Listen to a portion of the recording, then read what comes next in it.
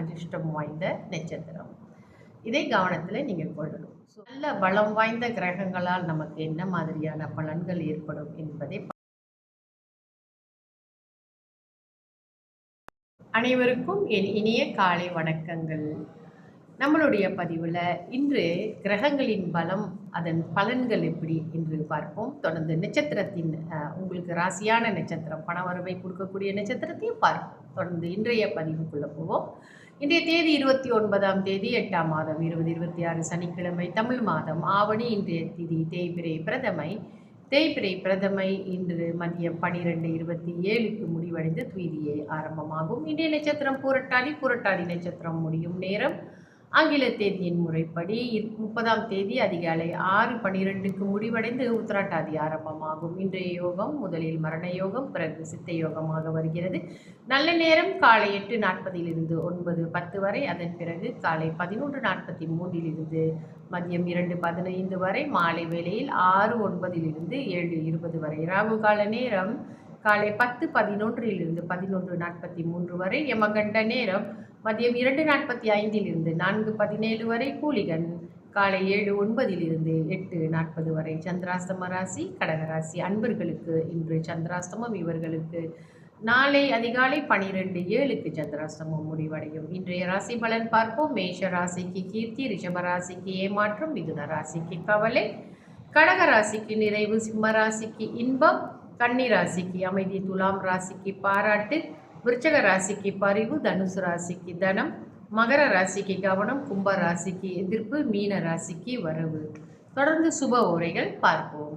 இன்று சுப ஓரை முதலில் குரு ஓரை காலை 8:09 9:10 வரை. சுக்கிர ஓரை காலை 11:12 12:13 வரை. புதன் ஓரை மதியம் 12:13 1:14 வரை. சந்திர ஓரை மதியம் 1:14 2:15 வரை. குரு ஓரை மதியம் 3:16 4:17 வரை.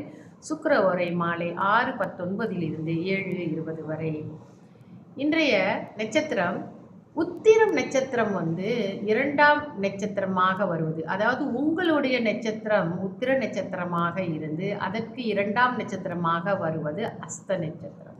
இந்த நட்சத்திரம் உங்களுக்கு பணவரவை கொடுக்கக்கூடிய அதிர்ஷ்டம் வாய்ந்த நட்சத்திரம்.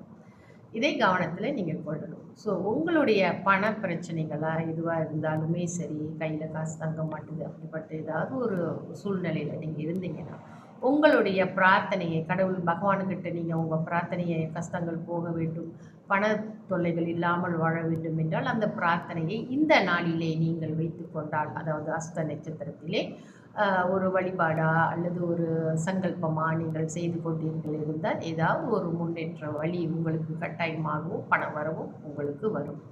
தொடர்ந்து நமக்கு நல்ல பலம் வாய்ந்த கிரகங்களால் நமக்கு என்ன மாதிரியான பலன்கள் ஏற்படும் என்பதை பார்ப்போம். முதலாவதாக சூரியனை பார்ப்போம். சூரியன் உச்சம் பெற்றிருந்தால் ஒரு ஜாதகத்திலே சூரியன் உச்சம் பெறுவது மேஷத்தில் உச்சம் பெறுகிறார். அது எத்தனை டிகிரின்னு நம்ம பார்த்துக்கணும், சரிங்களா? அது நல்ல ஒரு டிகிரி வாங்கியிருந்தாருன்னா சூரியன் அவங்களுக்கு பித்ரு பாக்கியம், பித்ருக்களுடைய ஆசீர்வாதம் அவர்களுக்கு இருக்கும். நல்ல புகழ்மிக்க தன்மையான வேலைகளெல்லாம் இவர்கள் செய்வார்கள். தலைமை பதவியிலும் இவர்கள் வகிப்பார்கள். நீண்ட ஆயுள், நல்ல ஆயுள் ஆரோக்கியமும் இவர்களுக்கு இருக்கும். பட்டம் பதவி பெறுதல் போன்ற விஷயங்கள் இவர்களுக்கு நடக்கும். இந்த வியாபாரம் இந்த மாதிரி விஷயங்கள்லையும் இவங்க நல்லா சக்ஸஸ்ஃபுல்லாக வருவாங்க. அதாவது தேவதா பூஜைகளில் தெய்வ கடாட்சியம் பெறுதல் என்பது இவர்களுக்கு நிறையாவே இருக்கும். பொதுவாகவே சூரியன் ஒரு நல்ல நிலையில் இருக்கிறாங்க, அவங்களுக்கு மேஷத்தில் உச்சம் பெற்று இருக்கிறாங்க இருந்தால் அரசாங்கத்தில் இருந்து அனுகிரகம், அதாவது அரசாங்க உதவியும் இவர்களுக்கு கிடைக்கும். இந்த நல்ல தீரமான நல்ல திடகாத்திரமான உடல் அமைப்பு பெற்றவர்களாகவும் இருப்பார்கள். ஆனால் கோபம் பெற்றவர்களாக இருப்பார்கள். அது மட்டும் இல்லாமல் இப்போ லக்கணத்தில் அவங்களுக்கு சூரியன், அவர்களுடைய லக்கணத்தில் சூரியன் உச்சம் பெற்று மேஷ லக்கணமாக இருந்தால் அவர்களுக்கு கோபமாக இருப்பாங்க. ஆனால் நினைத்த காரியங்களை சாதிக்கக்கூடிய பலம் இவர்களுக்கு இருக்கும். ஸோ சூரியன் இவர்களுக்கு நல்லதே செய்வார். தொடர்ந்து ஏன்னா மேஷ ராசிக்கு மேஷ லக்கணத்திற்கு 5ஆம் பாவ அதிபதியாக வருவது சூரியன் அல்லவா? ஸோ அவர் பூர்வ புண்ணிய ஸ்தான அதிபதி, பாக்கியஸ்தான் பூர்வ புண்ணிய ஸ்தான அதிபதியாக இருப்பதனாலேயே இவர்களுக்கு நிறைய நல்ல விஷயங்கள் நடக்கும். நிச்சயமாக அரசாங்க ஆதரவு இவர்களுக்கு கிடைக்கும்.